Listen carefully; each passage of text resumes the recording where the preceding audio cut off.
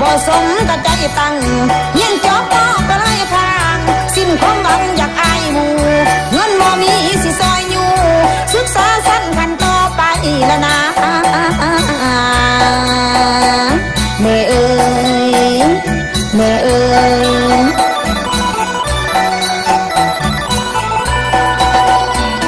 อาศัยว่าแม่หากระบ่ได้มาใส่ซอยตาเพิ่มสูงเหมือนกันได้ภาคคุ้งงนหินอยู่กลางน้ำนางเลยตัดสินใจซ้ำหางานทำพอได้ค่ะดีกว่านั้นอยู่ลาจึงลาเจ้าพ่อแม่ตนนั่นแหละแม่เอ๋ยแม่เอ๋ยเดี๋ยวนี้มาอาศัยปากสนเนาอยู่ที่เวียงจันทน์ได้เป็นสาวงานเขาเหตุการณ์นายจ้างเอาแห่งงานนี่มาตั้งเป็นพลังสู่ต่อสิ้นเดือนมาต้องพอโลกาหับขาเองแม่เอ๋ยแม่เอ๋ยแม่เอ๋ยบางเถื่อนายจังใจบ่แลงได้พาแรงงานนี้ล่วงเวลางานโอทีเพิ่มไปเป็นรายได้พอมีเงินเก็บไว้ฝากเอาไปให้พ่อแม่คือสิเลลำจองของข้าอยู่สุวรรณนอแม่เอ๋ย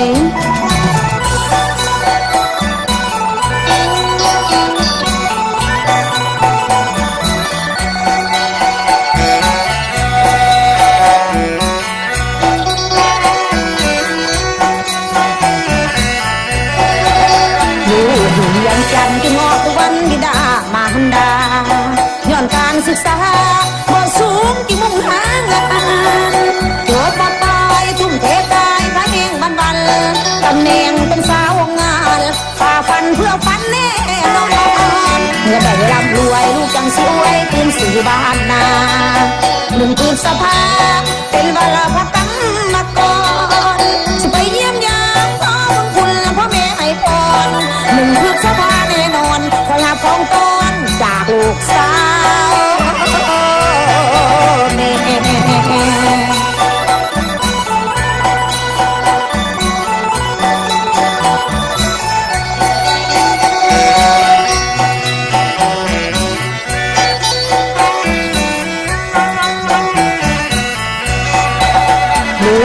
ยังจันทร์ที่งอกทุกวันบิดามารดา